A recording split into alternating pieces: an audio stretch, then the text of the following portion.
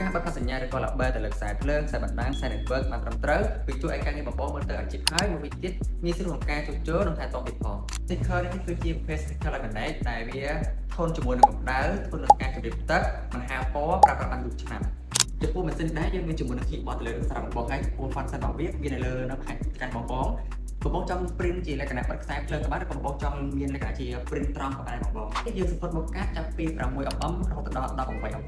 អ្វីដែលការពិសេសចំពោះម៉ាស៊ីននេះដែរបងចង់ connect ទៅកាន់ទូរស័ព្ទក៏បានទៅកាន់ computer ក៏បានដែរដែលភ្ជាប់ជាមួយនឹង Bluetooth ដែលងាយស្រួលក្នុងការ design customize ទៅជាក្បាលកូដ QR code នៅលើ app product តតែម្ដងពេលបងទៅទីតាំងឆ្ងាយកុំបារម្ភថាអស់ថ្មបងតែយើងមានគ្រប់ថ្មជាមួយនឹងថ្មអ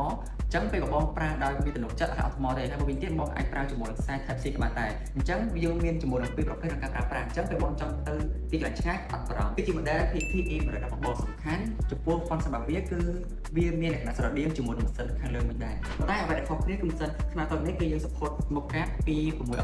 ហូតដល់ 12mm ចំពោះម៉ាស៊ីននេះដែរបងចង់ design ជាអក្សរបើទៅលើខ្សែភ្លើងឬក៏ខ្សែ network គឺនៅលើ keyboard នេះតតែម្ដងដែលអាចចំណេញជាមួយទូរស័ព្ទដែរឬក៏កុំព្យូទ័រឬម៉ាស៊ីនខាងលើបានទេចំពោះម៉ាស៊ីនពីរ model នេះគឺយើងមានការធានារយៈពេល1ឆ្នាំទៅលើ pad និងសវិរយៈពេល3ឆ្នាំដូចគ្នាអញ្ចឹងបងចង់បានជាមួយនឹងម៉ាស៊ីន print rubber ដែលមានទំហំមកកាត់ធំជាងនេះបងអាចទៅតសួរខាងបងបាន